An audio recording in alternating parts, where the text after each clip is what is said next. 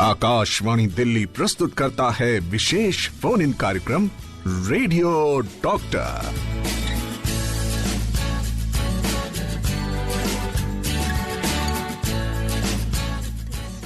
Good evening, नमस्कार। देखिए, एक बार फिर से वो समय आ गया जिसका आपको बहुत इंतजार रहता है, बिकॉज ये कार्यक्रम है रेडियो डॉक्टर। और आप सभी जानते हैं, आपकी कोई भी ऐसी प्रॉब्लम्स हो जो शायद डायरेक्टली डॉक्टर के पास जाके सॉल्व ना होती हो, बाद में आपको ध्यान आती हो, तो फिर रेडियो डॉक्टर आपके लिए हाजिर है ओनली ऑन आकाशवाणी। जी, मैं हमेशा की तरह हूँ आपके साथ गजब की गीतांजलि सोनिया। और आज का जो टॉपिक है, हमारी मुस्कान से, हमारी फेशियल ब्यूटी और हमारी इनफैक्ट डेंटल हेल्थ से भी बहुत ज़्यादा मुतासर टॉपिक है, बहुत इंपॉर्टेंट टॉपिक है।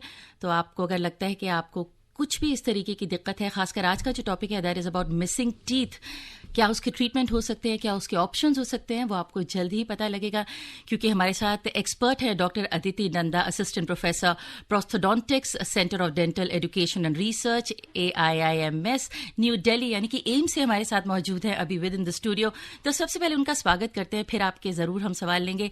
सो let's just welcome doctor Aditi Nanda. Welcome doctor Aditi to the studio. Thank you so much. Thank you for this very warm invite. Well, this is our pleasure in fact, and this was quite necessary for us to have you in the studio because बहुत सारे ऐसे हमारे जो श्रोता हैं जो सुनते हैं और जानना चाहते हैं। अच्छा, क्योंकि जितनी भी डेंटल प्रॉब्लम है ना, कई बार लोगों को थोड़ा सा संकोच होता है, they are not very open discussing about it directly to the doctors. So जब कहते हैं ना थोड़ा सा कर्टन हो और उसके आसपास आप बैठ के कई बार बात करते हैं तो बहुत ही क्लैरिटी से होती है। तो आपके पास पूरा मौका है आज, आप हमें व्हाट्सएप कीजिए 9868107070, यानी कि 9868107070।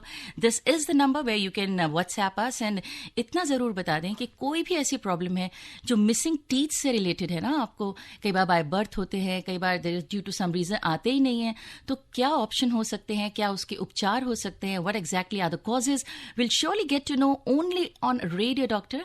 आई एम गजब की Geetanjali Soni, with Ms doctor Aditi Nanda, assistant professor prosthodontics, centre of dental education and research, AIIMS New Delhi. तो आपसे बिल्कुल यही उम्मीद करते हैं कि जो भी आप सवाल पूछेंगे ना, वो बिल्कुल on the dot to the point सवाल पूछेंगे। और जैसे ही हमारा टॉपिक आता है, बहुत सारे सवाल आ ही जाते हैं। तो सबसे पहले आई थिंक एक कॉमन क्वेश्चन है, वो मैं आपसे पूछना चाहती हूँ कि मिसिंग जो टीथ हैं उनको कहते क्या है, उनकी एक मेडिकल टर्म क्या होती है? सो मिसिंग टीथ को हम अपनी भाषा में इडेंचुलिज्म कहते हैं जी। एंड या तो ये टोटल इडेंचुलिज्म होता है जिसमें एक भी दांत मुंह में नहीं प्रेजेंट होता है, या पार्शियल इडेंचुलिज्म कहते हैं जब कुछ दांत प्रेजेंट हैं एंड कुछ मिसिंग है। तो इस तरह से हम उसको इडेंचुलिज्म अगर आपके केस रिपोर्ट में लिख दिया गया है, मतलब आपके यहाँ दांत मिसिंग है। जी। Also do you think this can be called as disability? कुछ लोगों को लगता है ये एक डिसेबिलिटी है जब पैदा होते हैं और दांत ना हो या फिर लेटर ऑन ना आए। वेल, मेडिकली इसको हम डिसेबिलिटी नहीं बोलेंगे, but definitely it leads to inability to lead a normal life. एक अपना आप जो रोजमर्रा की जिंदगी है जिसमें आप सोशलाइज कर पाए या आराम से खा पाए, वो दिनचर्या में आपका डेफिनेटली वो एक प्रॉब्लम क्रिएट करता है। But the good part is कि इसका इलाज है थ्रू रिप्लेसमेंट, इसीलिए हम इसको डिसेबिलिटी नहीं बोलेंगे। It is leading to an inability जो कि करेक्ट हो सकती है। And this is just a condition, इसको एक कंडीशन मान के हम चल सकते हैं। It's not a disease. जी बिल्कुल। इसके उपचार क्या हैं और कौन कौन से ऑप्शंस हैं, उसके बारे में हम जल्द चर्चा करते हैं। बट आई थिंक हमें थोड़े से मैसेजेस भी लेने चाहिए इस सब समय।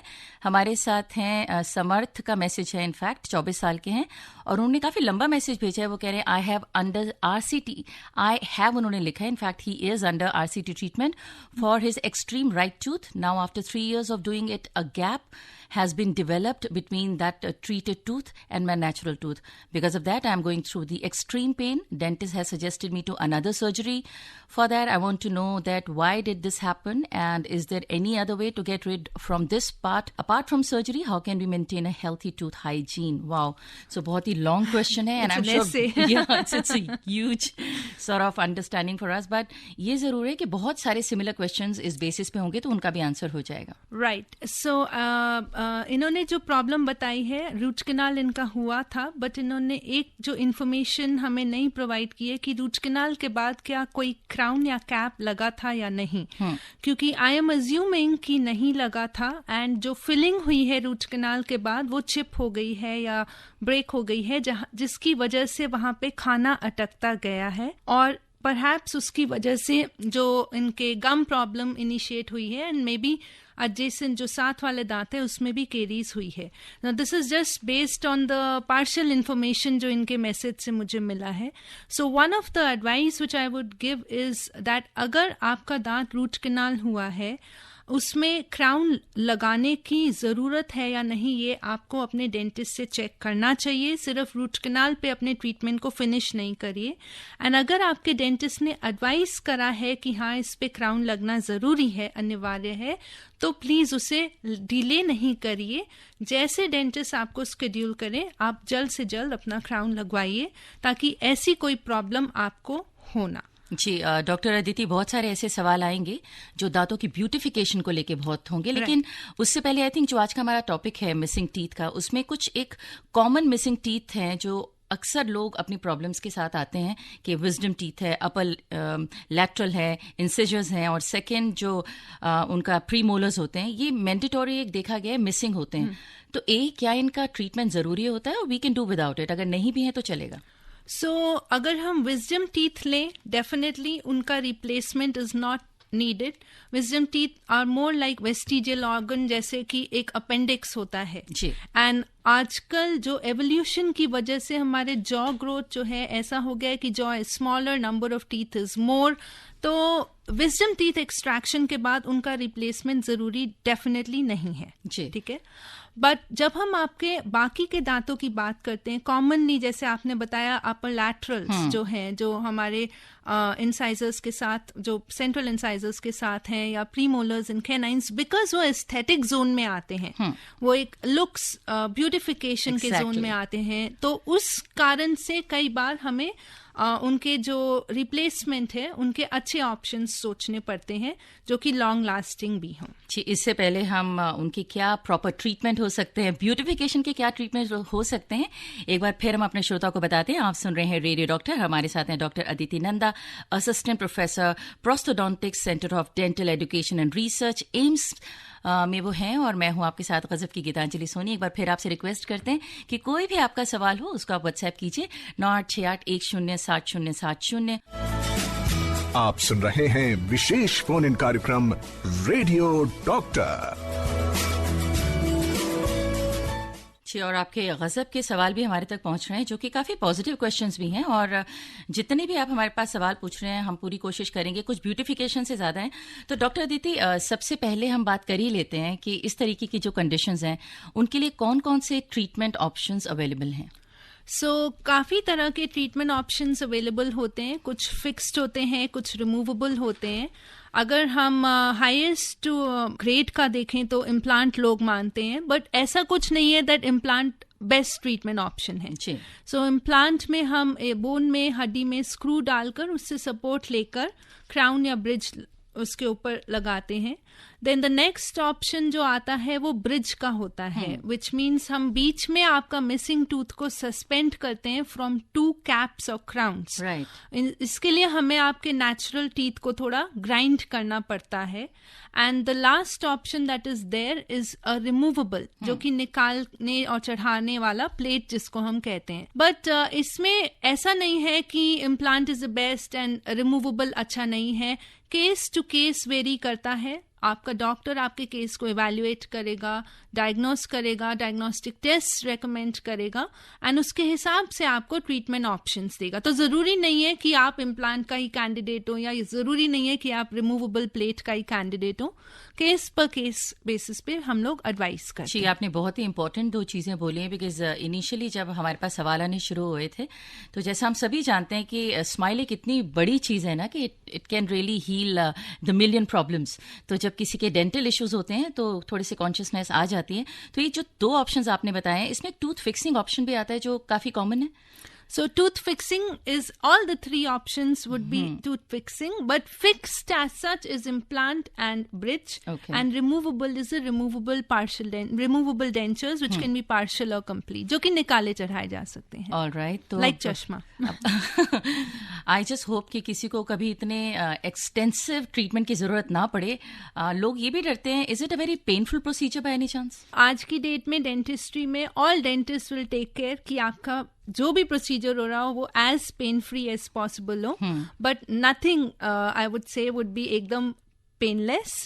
डेफिनेटली कहीं ना कहीं हम लोग एनेस्थीसिया यूज करते हैं तो पेन काफी हद तक हम लोग रिड्यूस कर पाते हैं. आपके एप्रीहेंशन, आपका जो वो होता है डर लगना ट्रीटमेंट से, वो भी काफी कम होता है.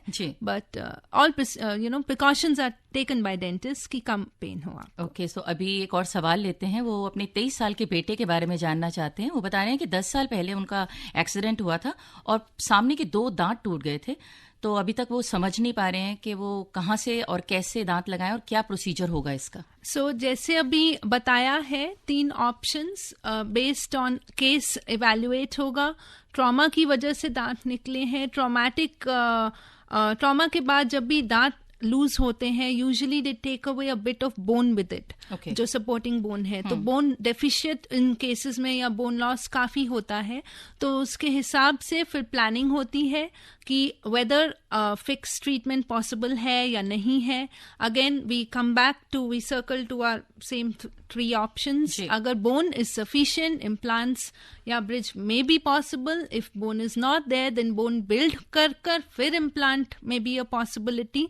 बट अगर आप इतनी एक्सटेंसिव सर्जरीज नहीं कराना चाहते हैं, then removable plate is a kind and a gentle option, जो कि एक आपको सोल्यूशन दे देगी कि आपके बेटा can be in social life and can अपनी रूटीन लाइफ को लीड कर पाए. वाओ, सो आई थिंक इनको काफी हद तक अपने सवाल का जवाब मिल गया होगा. Another questions which in fact they are very very common. So the first thing is age a factor? एक पर्टिकुलर एज ग्रुप के लिए एक डिफरेंट काइंड ऑफ ट्रीटमेंट है. अगर बच्चे के बाय बर्थ दांत नहीं है, 3-4 साल तक दांत नहीं आ रहे, तो ट्रीटमेंट ऑप्शन बदल जाते हैं डॉक्टर देते? डेफिनेटली. बच्चों के केसेस में हम सबको पता है दूध के दांत होते हैं. दूध के दांत अगर गिर रहे हैं या गिर गया है तो उनको हम रिप्लेस नहीं करते हैं. तो उनके लिए इनफैक्ट हमें कई बार स्पेस मेंटेनर, हमारे जो पीडियाट्रिक विशेषज्ञ होते हैं वो स्पेस मेंटेनर्स लगाते हैं ताकि वो जगह बना कर रखें एंड परमानेंट दांत उस स्पेस में आराम से आ पाए और कुछ मैल ऑक्लूजन ना करे. तो बच्चों के केसेस में हम रिप्लेसमेंट नहीं करते हैं. जैसे जैसे बड़े अगर हम देखें एल्डरलीज एंड 80+ 90+ जो लोग होते हैं, उनमें हम ये बोलेंगे कई बार हम लोगों को स्टेप बैक करना पड़ता है कि बहुत कॉम्प्लेक्स ट्रीटमेंट ना दें हम उन्हें, कि अगर अंडरलाइंग मेडिकल इश्यूज हैं. Per se age is not any contraindication. Alright, so I think ये बहुत बड़ा रिलीफ फैक्टर होगा काफ़ी सारे पेरेंट्स के लिए, बिकॉज आजकल बहुत सारी ऐसी कंडीशंस हैं. लोग ये भी जानना चाहते हैं कि जब मदर प्रेग्नेंट होती हैं तब क्या ये पॉसिबिलिटी है पता करने की कि kids will have such kind of an issue कि वो दांतों के बिना पैदा हो, मतलब उनके आगे दांत नहीं आएंगे? इस तरीके का कोई टेस्ट है? Little difficult to suggest anything उस टाइम पे, क्योंकि दांत का डिटेक्शन तब होना शुरू होता है जब वो मिनरलाइज होना शुरू हो. तो कैल्शियम डेपोजिशन हो तो वो रेडियोग्राफ्स में डिटेक्ट हो. Usually during pregnancy we don't advise any radiographs as such. Most of the tests are non X-ray based. तो it is a little difficult definitely. Of late ये भी देखा गया है डिलेड इरप्शंस काफी बार होते हैं छोटे बच्चों में. So as such it is very difficult to detect and we would not be encouraging any detection as such. All right, so ये भी आपने बहुत ही अच्छा एडवाइस कर दिया है, because there were questions when they were saying that pregnancy के दौरान अगर कोई टेस्ट हो पहले करा लिया जाए तो शायद उनका कोई उपचार हो सकता है. बट ये जो चीजें हैं ये कहीं जेनेटिक नहीं होती हैं और आधे genetic? Some few genetic conditions are there. हम उन्हें अपनी technical terms में oligodontia कहते हैं. When a couple of teeth are missing, certain clinical conditions जैसे ectodermal dysplasia वगैरह हैं. But by and large इनकी occurrence, इनकी prevalence जो है बहुत ज़्यादा नहीं है. But अगर है then definitely हमारे pediatric जो specialists होते हैं and हम लोग जैसे कृत्रिम दंत सेवा वाले हैं, दैट इज प्रोस्टोडोंटिस्ट, मिलकर उन बच्चों को जब तक कि वो ग्रोथ अपनी कंप्लीट ना कर लें, रिमूवेबल, एंड इस केसेस में रिमूवेबल प्लेट्स का बहुत इंपॉर्टेंट रोल होता है. रिमूवेबल डेंचर्स देते हैं ताकि ग्रोथ जो है बाकी के जॉज की, बाकी के फेस की हैम्पर ना हो. एंड जब ग्रोथ फिनिश हो जाती है then we think of fixed or definitive solutions. Clearly doctor Aditi, बहुत सारे सवाल हैं जो कि हमें एडिशनली मिसिंग टूथ के अलावा भी लेने पड़ेंगे, लेकिन चूंकि अभी बच्चों की बात चल रही है, एक मेरे जहन में बहुत ही इंपॉर्टेंट सवाल ये भी है कि कौन सी ऐसी उम्र है जिसमें माँ बाप को अगर बच्चों के दांत नहीं आ रहे, they should start worrying about it. So, दूध के दांत अगर नहीं आ रहे हैं 1.5 साल तक, definitely you need to consider consult your pediatric dentist. Now, pediatrician will refer in fact to a pediatric dentist because छोटे बच्चों में एक्सरे कर पाना भी बहुत मुश्किल तो होता ही है, बहुत ज्यादा एडवाइजेबल भी नहीं होता है. So that is one time, and anything more than 1.5 year beyond the normal eruption time. So that is why हम लोग हमेशा बोलते हैं कि अपने डेंटिस्ट के पास हर 6 महीने में जाइए, खुद भी जाइए, बच्चों को भी लेकर जाइए, ताकि कोई भी अगर अब फीचर है, एबरेंसी है, वो मिस ना हो, and it can be taken care of by a paediatric dentist, जल्दी जांच हो पाए. जी, और बहुत सारे सवाल हैं, लगातार लेंगे. एक बार फिर आपको बता दें, आप हमें व्हाट्सएप कर सकते हैं 9868107070 पर. हमारे साथ हैं डॉक्टर अदिति नंदा, मैं हूं गजब की गीतांजलि, और कार्यक्रम चल रहा है आकाशवाणी पर रेडियो डॉक्टर. आप सुन रहे हैं विशेष फोन इन कार्यक्रम रेडियो डॉक्टर. जी, तो रेडियो डॉक्टर पर बहुत ही ज़रूरी बात हो रही है आज, आपके मिसिंग टीथ से रिलेटेड या फिर और भी बहुत सारी प्रॉब्लम्स हैं जो आप अपने दांतों से रिलेटेड फेस कर रहे हैं. डॉक्टर अदिति स्टूडियो में लगातार उस बारे में बात कर रही हैं, और इसी के साथ एक सवाल और ले लेते हैं हम. एक बड़ी पिक्यूलियर प्रॉब्लम है, कई बार लोग अपने जो दांत के साथ अपनी जो गाल का मांस है वो चबाते रहते हैं. तो ये सवाल हमारे पास आया, उनको बहुत हैबिट है, तो इससे छुटकारा कैसे मिल सकता है और इसका कारण क्या हो सकता है? ये एक बहुत ही ऐसी एक प्रॉब्लम है जिसको हम इग्नोर नहीं करना चाहिए हमें बिल्कुल भी, बिकॉज सबसे पहले तो इससे हानि क्या होती है ये हमें पता चलना चाहिए. जब हम अपने गाल को ऐसे च्यू करते रहते हैं, वहाँ क्रॉनिक अल्सर्स होने का रिस्क रहता है, एंड एनी अल्सर अगर 15 दिन से ज्यादा है, ये एक बहुत ही चिंता वाली बात होती है, and because it has a potential to turn into cancer also. Okay. So this is something जो कि बिल्कुल भी lightly नहीं लिया जाना चाहिए, and जो भी कर रहा है ऐसी हैबिट, उसको इमीडिएटली डेंटिस्ट के पास जाना चाहिए. As a dental treatment it may be possible कि कोई शार्प टूथ हो, कोई अनोइंग टूथ हो, जिसको कई बार हम लोग सिर्फ अपने ड्रिल से ग्राइंड ऑफ कर देते हैं तो थोड़ा बेटर हो जाता है. But more often what we do is we advise a splint. It is a thin rubber sheet which will be put on your teeth, so that जो फोर्सेस हैं वो थोड़े कम हो जाएं, एंड आपके जो टीथ हैं वो आउट ऑफ बाइट रहें, और वो चीक को अवे करके रखेगा, तो उससे काफी आपको रिलीफ मिलेगा. एंड जो भी अगर अल्सर ऑलरेडी बन गया है, वार्म सलाइन रिंसेस उसके लिए हम रेकमेंड करते हैं, no mouth wash, simple warm saline rinses, and so that आपको उससे जो प्रॉब्लम हो रही है अल्सरेशन से वो काफी रिलीफ हो जाए. So one of the ways that we treat it is through a splint. Alright, so doctor Aditi, one very important question again. हमारे पास उपचार तो मौजूद हैं, लेकिन अगर किसी को मेडिकल कंडीशन हो, जैसे ब्लड प्रेशर हो, अक्सर कहा जाता है कि ब्लड प्रेशर में आप एक्सट्रैक्शन नहीं कर सकते, कोई भी ऐसी चीज़ है जिसमें ब्लड ज़्यादा निकल सकता है वो नहीं कर सकते, तो ऐसे पेशेंट जो कि क्रॉनिक बीपी इनफैक्ट बहुत हाई रहता है, वो कैसे अपने आप को ट्रीट करेंगे? पेशेंट कभी भी अपने आप को ट्रीट नहीं करेगा. ये सबसे पहला जो नियम है, पेशेंट है, उनको डॉक्टर के पास जाना होगा. जब आप डेंटिस्ट के पास आते हैं, every dentist before an extraction, before an implant BP measure करते हैं. उनका बेसलाइन बीपी से हम कंपेयर करते हैं कितना ऊपर है, and whether they are on medication और नॉट. कोई भी डेंटिस्ट अपना ट्रीटमेंट शुरू करने से पहले यूजुअली अगर बहुत ही अबनॉर्मल रेंज में होता है, हम अपना एक नोट लिखते हैं टू द पेशेंट्स फिजिशियन कि हम ये पर्टिकुलर प्रोसीजर करने वाले हैं. Let's say if it is an extraction, कि हम ये एक्सट्रैक्शन इस टूथ का करने वाले हैं under local anaesthesia, and that specified antibiotic coverage होगा फॉर 3 days और 5 days और व्हाटएवर. वो नोट हम उनके फिजिशियन को देते हैं, एंड फिजिशियन वहां से अगर कोई भी डोज टाइट्रेट करना है, मॉडरेट करना है, स्टॉप करना है, चेंज करना है, the physician will do that. No dentist will also change your BP की dose, and then that note वहां से क्लियरेंस लिख के आता है from the physician which says that the patient is now ready for extraction और implant और whatever surgical procedure, and only then will the patient be treated by the dentist. Okay. और खुशबू जैन का एक सवाल है, उनकी जो बेटी है 9 साल की हैं, वो कहती है उनकी बेटी को बहुत ज्यादा दांत ग्राइंड करने की आदत है, तो उनके जो दांत है छोटे हो गए हैं, इसके लिए क्या उनको कोई ट्रीटमेंट करवाना पड़ेगा? सो 9 साल की एज में इतनी ग्राइंडिंग नहीं होनी चाहिए कि दांत इतने छोटे हो जाएं।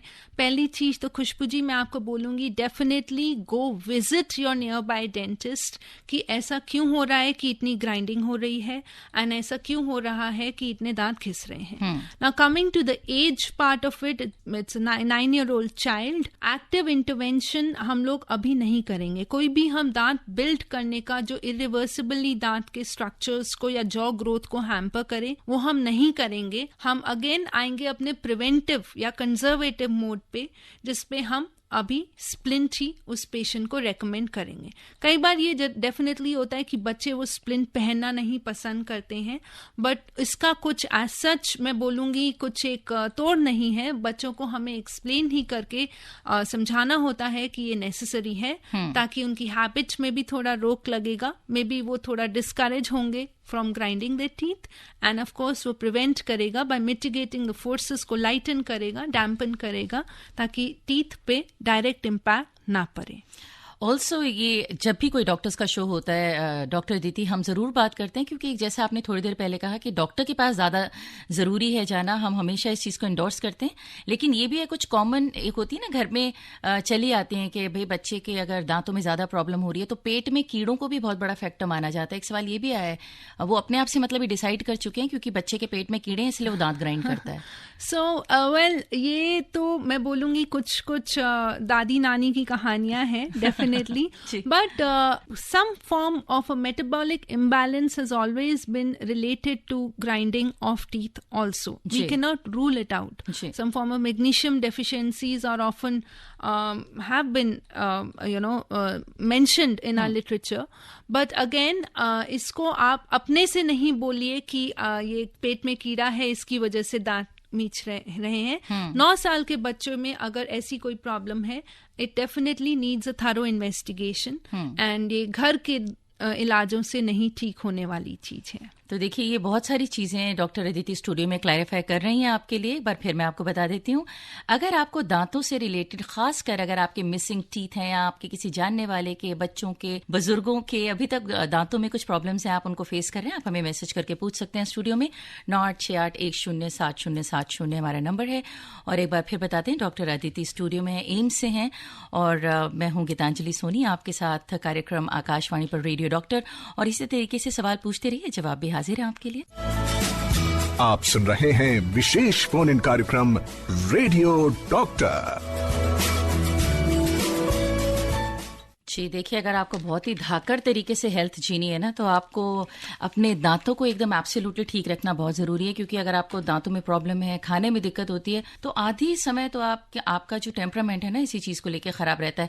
डॉक्टर अदिति, कभी आपके पास ऐसा कोई केस आया है जिसमें जस्ट बिकॉज लोग ठीक से खा नहीं पा रहे हैं तो उनकी हेल्थ में इम्पैक्ट हुआ है, मेंटल हेल्थ में इम्पैक्ट हुआ है, and they are not feeling very happy about the life? Definitely, teeth का impact is not just for eating or looking good. Psychological impact बहुत ही strong होता है. We look good with teeth, we feel good with teeth, and that is how we are good in the society with teeth, I would have to say.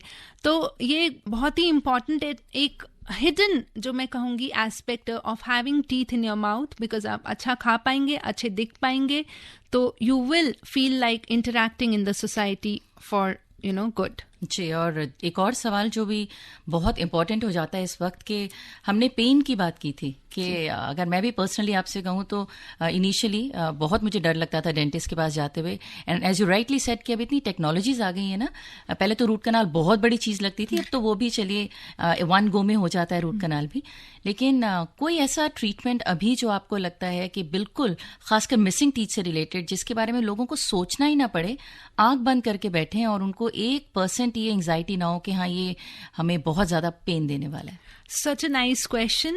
So, to begin with, मैं तो बोलूँगी कि आज की date में dental setups, dental clinics ही इतने ऐसे बना दिए गए हैं कि आपको नॉन डेंटल फील आए, ambience. Even in a government setup आज की डेट में हम लोग पूरा रिवैम्प करते हैं कि पेशेंट्स का वो फियर जो है वो काफ़ी कम हो जाए. इंजेक्शंस हमारे ऐसे हैं, फाइनर needles and everything, so that pain come ho. And a newer technique may I would say conscious sedation is one part, particularly for implants for children.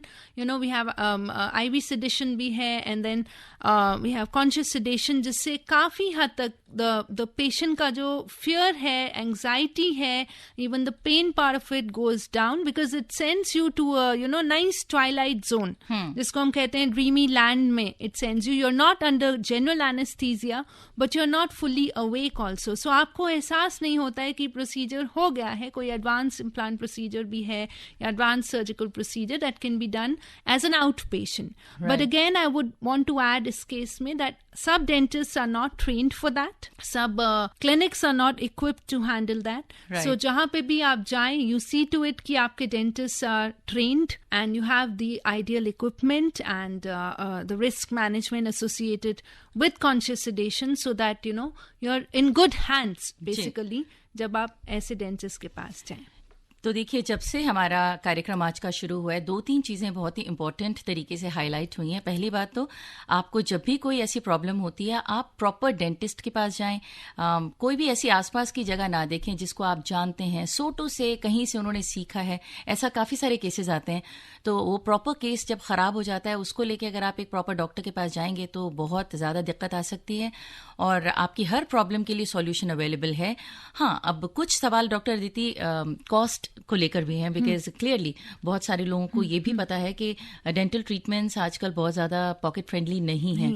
तो वो लोग जो बहुत ज़्यादा अफोर्ड नहीं कर सकते हैं इस तरीके के एक्सपेंसिव ट्रीटमेंट, जो हम कंप्लीट पेन फ्री ट्रीटमेंट जो कहीं कहीं अवेलेबल हैं, तो डेफिनेटली उनकी कॉस्ट उसी तरीके से होगी.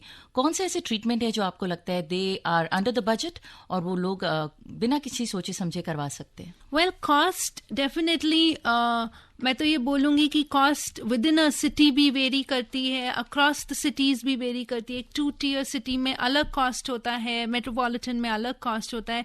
Bye and large I would say government hospitals are always there to resolve this problem of costing. And ये ज़रूर है डेफिनेटली जितना ज़्यादा मटीरियल्स या सर्विसेज इन्वॉल्व होंगी उतना कॉस्ट थोड़ा हाई रहेगा for a treatment because of the material part of it as such. Okay.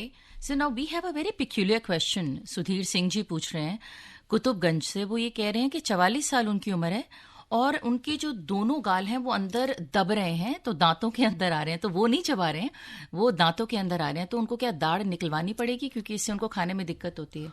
नहीं, दांत को ऐसे निकालना नहीं होता है. हर एक दांत बहुत ही, वो कहते हैं ना, मोतियों की तरह होते हैं, बहुत प्रेशियस है. एंड इसके लिए दांत निकालना नहीं. मैं ये रेकमेंड करूंगी, अब क्यों आ रहे हैं ये मैं बिना देखे तो बहुत ही मुश्किल है बता पाना, बट परहैप्स इनका again the solution is going to be a splint only, ताकि वो गालों को अवे रखेगा, स्प्लिंट प्लेट, एंड दांतों को प्रोटेक्ट करेगा. But again I would not comment anything without seeing the patient as such. हाँ जी, तो फिर वही है कि आपको अपने किसी लोकल जो आपके डॉक्टर्स हैं जो स्पेसिफिक इन चीज़ों के लिए फेमस हैं, उनके पास जाके ज़रूर दिखाइए आप. एक और सवाल हमारे पास, अगेन जैसा हमने कहा ना, कुछ लोगों को एक भ्रांति या फिर एक इंटरेस्ट रहता है देसी चीज़ों में. तो ये जानना चाह रहे हैं, ये रघुविंदर सिंह जी हैं, कि भाई दांतों के लिए क्या यूज़ करना चाहिए? मंजन, दातुन, टूथपेस्ट, किस चीज़ को आप रेकमेंड करते हैं? कौन सी चीज़ बेटर है? जो भी scientifically come harmful and most beneficial है, तो out of the options that you have given me, I think tooth brush and a paste which is not very abrasive. जब भी आप अपना टूथब्रश खरीदें, उसको पलट के देखिए कि उसमें सॉफ्ट या अल्ट्रा सॉफ्ट लिखा हो. Something very hard and medium आपके दांतों को जल्दी घिस सकता है. ब्रश चेंज करना चाहिए हर 3 महीने में. अगर आपका ब्रश 3 महीने से ज़्यादा आप यूज़ करते हैं या उससे पहले वो ख़राब हो रहा है, उसके ब्रिसल्स फैल रहे हैं, मीन्स आप ज़्यादा जोर लगा रहे हैं, और 3 महीने से ज़्यादा यूज़ कर रहे रहे हैं तब भी आपका जो ब्रिसल्स हैं वो फैल जाएंगे, उनकी एफिशिएंसी कम हो जाएगी. जी. And even in the toothpaste you should see कि उसका अब्रेसिव पोटेंशियल कितना है, विच मीन्स जैसे कुछ टूथपेस्ट ये क्लेम करते हैं कि वो वाइटनिंग है, तो पॉसिबली लॉन्ग टर्म में उनमें अब्रेसिव ज्यादा है, वो आपके एनामल को जल्दी अब्रेड करेंगे and you can lose your protective layer of the teeth faster. So also doctor Aditi, हम लोग जब ब्रश करते हैं कोई टाइम फ्रेम भी होता है कि 30 सेकेंड 1 मिनट मिनिमम आपको ब्रश करना है, मूवमेंट सर्कुलर, जैसे हमें स्कूल में सिखाते थे 1 2 सर्कुलर राउंड 1 2. सो बहुत ही इंपॉर्टेंट क्वेश्चन है ये, बिकॉज एक तो सीक्वेंस में ब्रशिंग करनी चाहिए, रैंडमली स्क्रबिंग नहीं करनी चाहिए. So you can start from one part of your mouth and go to the front, from one back. But let's say you start from left back and then you come to the front and then you go to the right and then on the top surface and inner surface, and all of this will easily take you around about a total of 2 minutes or 30 seconds for each half. All right, and इससे ज़्यादा करेंगे means you're maybe scrubbing it too hard, absent-mindedly damage करेंगे, and इससे कम में efficiency कम रहेगी. तो वो जो time frame है, one of the ways which I often tell my patients is आप कोई भी अपना music of 2 minutes or let's say a prayer of 2 minutes लगा लीजिए अपने सेल फोन पे, आजकल तो बहुत apps हैं, and so that you can have this in mind as a reminder. Pressure sensitive brushes भी आते हैं which give you an indicator, they beep that you're applying too much time or too much pressure. All not useful for not available to everybody. Right. और मैं इसी सवाल की तरफ आने वाली थी, क्योंकि अभी ऑलरेडी ब्रश रिलेटेड बात हो ही रही है, तो आजकल इलेक्ट्रिक ब्रशेस का भी बहुत चलन है, तो आप उसको रेकमेंड करती हैं और किस एज ग्रुप से ये स्टार्ट कर सकते हैं? So electric brushes are recommended usually for people जिनमें dexterity कम होती है, which means जिनमें movement करने की जो pattern of ब्रशिंग है सर्कुलर, जैसे आपने बोला ही है, वी डोंट डू स्क्रबिंग. हम बर्तन धोने वाला मूवमेंट नहीं करेंगे. We will have a nice circular movement, हम ताकि हम गम्स के लिए भी काइंड हो और टीथ के लिए भी काइंड हो. तो electric brushes are a godsend, they are very useful for those patients जो ये नहीं कर पाते हैं या कोई केयर गिवर केयर कर रहा है ऐसे पेशेंट्स की जो बेड रिडन है. Otherwise also electric brushes are good because again the pressure is controlled and your movements are controlled. But as such in a normal human being who can brush manually versus an electric, there's not much of a difference so long as आप एक pattern of brushing ठीक से follow कर रहे हैं. तो देखिए आज कितनी इंपॉर्टेंट बात एक बार फिर हम सबको पता चली है. बचपन में स्कूल में जरूर सीखी होगी, लेकिन एज टाइम पासेस बाय हम लोग भूल जाते हैं जल्दबाजी में. तो प्लीज अपने ये जो ब्रश के मूवमेंट है उनका भी ध्यान रखें. तो बहुत सारी चीजें बेसिक लेवल पे जरूर कवर हो जाएंगी. और भी बहुत सारी बातें आप जानना चाहते हैं, अभी हमारे पास समय है, आप हमें मैसेज कीजिए 9868107070 पर. आप सुन रहे हैं रेडियो डॉक्टर आकाशवाणी पर. आप सुन रहे हैं विशेष फोन इन कार्यक्रम रेडियो डॉक्टर. आप ऐसे ही फराटे से हंसते रहें, धमाके से आपकी लाइफ चलती रहे, यही हमारा ध्येय है. आकाशवाणी यही चाहती है कि जो भी टॉपिक रेडियो डॉक्टर में होते हैं आप उसको बहुत अच्छे से समझ के उसका भरपूर फायदा भी उठाएं.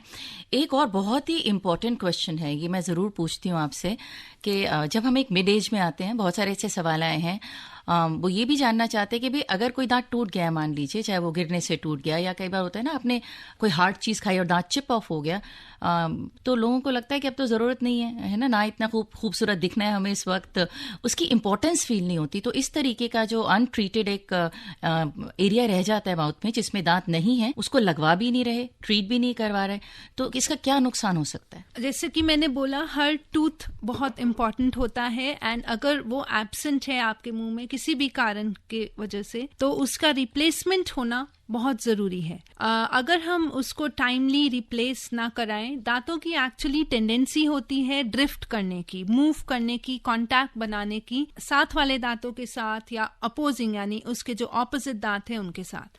अब अगर एक भी दांत मिसिंग है तो दांत अपनी जगह से ड्रिफ्ट करने लगते हैं एंड जो उनके साथ वाले दांत का कांटेक्ट है वो खराब हो जाता है, वहां खाना अटकने लग जाता है जिसकी वजह से गम प्रॉब्लम्स और केरीज होने लग जाती है. तो replacement of a missing tooth बहुत ही जरूरी है एंड ये सिर्फ एस्थेटिक्स या लुक्स के लिए नहीं इम्पॉर्टेंट है, ये फंक्शनिंग के लिए ही नहीं इम्पॉर्टेंट है, ये जरूरी है प्रिजर्व करने के लिए आपके बाकी के दांतों को भी. तो ये एक काफ़ी इम्पॉर्टेंट इशू होता है. एंड अगर आप रिप्लेस ना कराएं दांत को, then definitely edentulism will be known as a disability. Okay, तो देखिए बहुत सारे सवाल लगातार अभी भी आ रहे हैं, तो समय की थोड़ी ज़रूर कमी है हमारे पास, लेकिन जल्दी से ये सवाल ज़रूर ले लेते हैं. तो परिधि पूछ रही हैं कि 2 साल पहले वो गिर गई थी और उनका दांत चिप हो गया था और डॉक्टर ने उसको फिक्स तो कर दिया, बट उन्होंने कहा कि ये एक टेम्परेरी सॉल्यूशन है, ये कभी भी निकल सकता है. तो इसका परमानेंट सॉल्यूशन क्या है उनके पास? Again, I will have to examine you, Madam Paridhi, because I don't know कि किस level पे कितना chip हुआ है.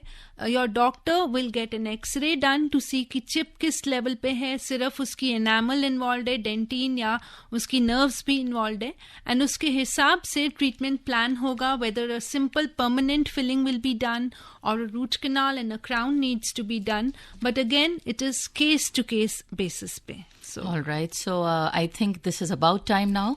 हमें कुछ जनरल क्वेश्चन अपने आप से भी जानने हैं कि एक ओवरऑल डेंटल हाइजीन कैसे मेंटेन करें और ऐसी कंडीशंस को क्या ऐसी बिल्कुल पर्टिकुलर परफेक्ट एक ऑप्शन हो सकता है जिसे ट्रीट किया जा सकता है. So overall dental hygiene सबसे important है for long lasting teeth. चाहे आपके पास बेस्ट डेंटिस्ट है मगर आप अपना हाइजीन नहीं मेंटेन कर पा रहे हैं, आपके दांत लंबे नहीं चलेंगे. डेंटिस्ट गारंटी नहीं ले पाएगा आपके दांतों की. सो उसके लिए it is important minimum 2 times brushing करें. ब्रशिंग के अलावा आपके दांतों के बीच में जो क्लीनिंग होती है, जो खाना अटकता है, उसके लिए फ्लॉसिंग या वाटर फ्लॉसर या सुपर फ्लॉस हम बोलते हैं, वो यूज़ करें. अगर आर्टिफिशियल टीथ लगे हैं जैसे ब्रिज, उसके नीचे क्लीनिंग के लिए सुपर फ्लॉस यूज होती है. There are different brands which we will not tell you, but then there are lots available and वो आपके डॉक्टर से आप पूछ सकते हैं कि आप रेकमेंड करिए which one will be good for you. Mouth wash बहुत ज़्यादा हम लोग एडवाइस नहीं करते हैं for long duration unless active infection है. So regular warm saline rinses after your brushing and your flossing is good enough. And I think that is the most elementary. And go to your dentist for a follow-up recare, जिसको हम कहते हैं, every 6 months. That is very important. So देखिए कितना आपको clear indication दे दी गई है. I think इससे क्लियर कुछ नहीं हो सकता, बिकॉज दांतों का जो दर्द है वो ऐसा होता है कि आप उसको किसी दर्द से कंपेयर नहीं कर सकते. और अमूमन क्या होता है, हम दांतों की प्रॉब्लम को थोड़ा कैजुअली ले लेते हैं जब तक बिल्कुल एक्सट्रीम फैक्टर में ना आ जाएं. तो भाई हम अपने डॉक्टर अदिति नंदा का बहुत बहुत शुक्रिया अदा करते हैं. मच. आप आज स्टूडियो में आए, आपने इतनी सारी प्रॉब्लम्स जो लोगों की है उसको सॉल्व करने की कोशिश की. एक बार फिर बता दें आप सबको कि डॉक्टर अदिति नंदा हमारे साथ स्टूडियो में हैं, assistant professor prosthodontics, centre of dental education and research, AIIMS से. और बस अब हमारा जो समय हमें यहीं तक की परमिशन देता है. आप सबसे यही हम प्रार्थना करते हैं, यही रिक्वेस्ट करते हैं कि अपना ध्यान रखें, अपने दांतों का ध्यान रखें और लास्ट मिनट तक वेट कभी ना करें. और जब भी आपको कोई भी ऐसी प्रॉब्लम्स होती हैं तब आप श्योरली आकाशवाणी के जो ऐसे कार्यक्रम है रेडियो डॉक्टर जैसे, इनमें आके अपनी प्रॉब्लम्स का, अपनी शंकाओं का निदान कर सकते हैं. Thank you so much. अब आप डॉक्टर आदित्य और गजब की गीतांजलि को दीजिए इजाजत. नमस्कार. अभी आप आकाशवाणी दिल्ली से विशेष फोन इन कार्यक्रम रेडियो डॉक्टर सुन रहे थे. कार्यक्रम की प्रस्तुतकर्ता थी शालिनी मित्तल.